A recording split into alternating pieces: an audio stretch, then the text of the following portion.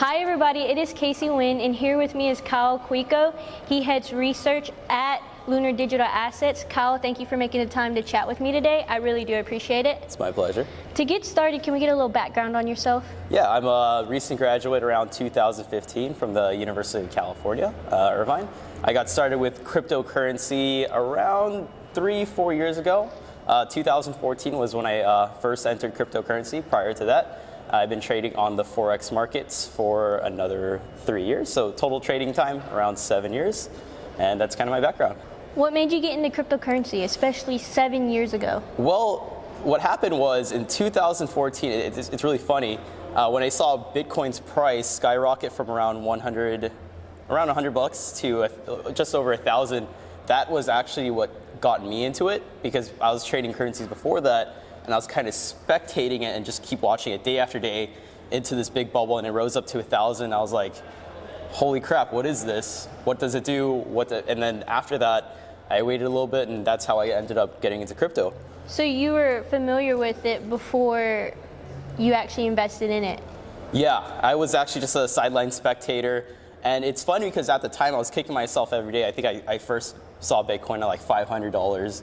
And then each day I just kept watching it raise up and raise up. And then, yeah, that's how I was just a spectator at one point. And then after I think that whole craze ended, that's when I decided to hop in Bitcoin. I gotta ask, so as a spectator, you watched the price rise up and everything, right? Yeah. And then you saw it in, and then I wanna know what your reaction was around a year ago when it spiked up. Oh, you know, it's actually funny because when I got into it, Bitcoin was, the volatility was completely dead. So I got into it around between $180 to $250. This was like early 2015. And I kind of bought it and I just forgot about it because there was no volatility. I went back to Forex because there's a little bit more volatility there.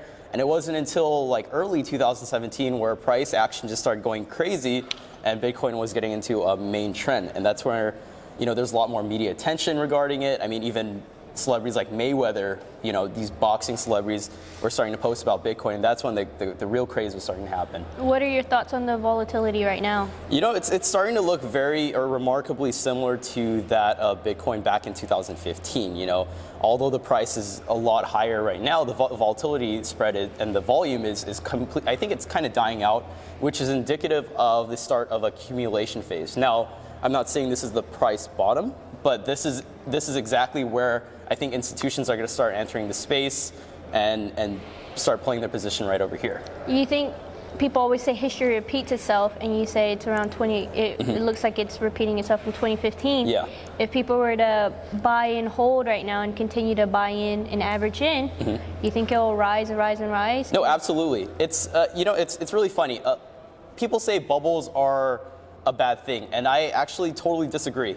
The weird thing about bubbles is, especially when they're recurring bubbles, it's actually a good thing. And the reason why is whenever these bubbles occur and reoccur, it's bringing in more people into the space that are not normally into the investment space. And what I mean by that, like mom and pop investors. So people that speculate or spectated this bubble happen started investing because of this bubble. And when these things reoccur, you're bringing in more and more people into the space. It's kind of like the railroads in the 1800s and the dot-com boom in the 2000s. A lot of people that were investing into these projects and into these dot-com companies weren't normal investors. And look at now, it's the stock of a lot of these dot-com companies have grown way higher than even what the previous bubble price was. You mentioned they're not normal investors. That's what we're dealing with now too. It's like people want to jump into this space because they have the fear of missing out.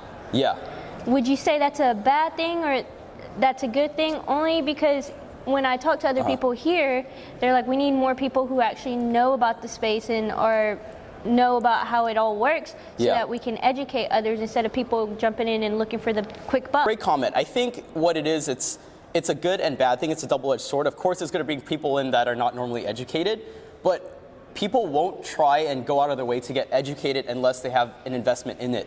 So unless you have something at stake, which is money that you worked hard for, then they have no real incentive to really educate themselves and fully become aware of the space. And I think, you know, everyone is stuck at that one point, but I do think it's like an entrance fee, and there will be a point in time where these people that were in for a quick buck get stuck in the market and eventually start educating themselves and, even further than that, educating others and prevent the mistake that they made into entering the space. So it's a domino effect. I think so, yeah. Can we go into what Lunar Digital Asset is? So what Lunar Digital Assets is right now, what we focus on is marketing solutions for blockchain projects and upcoming ICOs.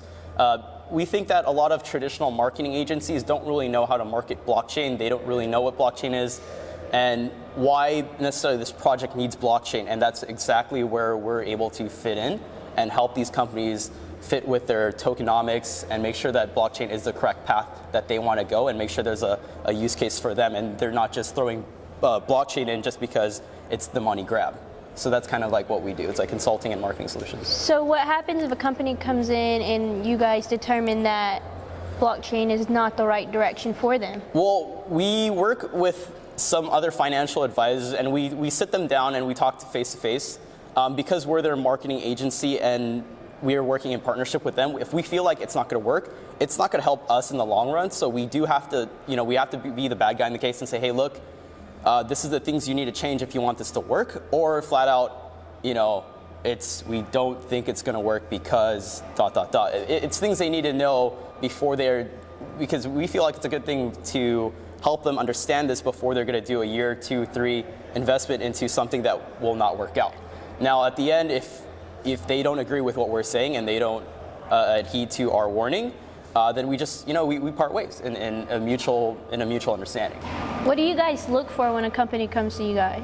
What we look for is we want actually some development and we want proof of that development. We don't want some white paper and speculation and something that early on. Not saying that they're not capable of accomplishing that goal, but we feel like a lot of projects are into the space for that, like you said, that money grab. And we want some verification that when we're putting our name out for them and advertising as part of our company, we think that's a really, really strong partnership. And if they're just going to produce something that's not up to our standard, then that's going to hurt both our reputation. Now, you mentioned you head the research department at Lunar Digital Assets. Yeah. What type of research do you guys do? That's a great question. And a lot of people are saying, hey, why do you need research for marketing?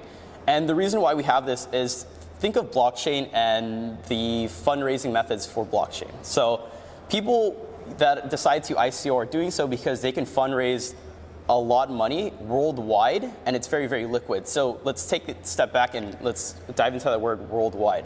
So when you have a product and you're trying to market someone, it's very, very important to do your research on where this particular project will bloom the fastest and most effectively, because you only have an X amount of marketing dollars.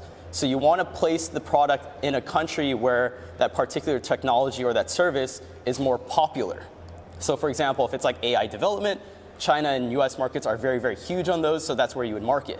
Or if it's something that's like security exchange or something like that, US market is perfect for it because that's where a lot of people are having issues dealing and trading with security tokens. So I like how you brought that up because I had a chat with somebody yesterday and she mentioned that she's an individual trader, she trades herself.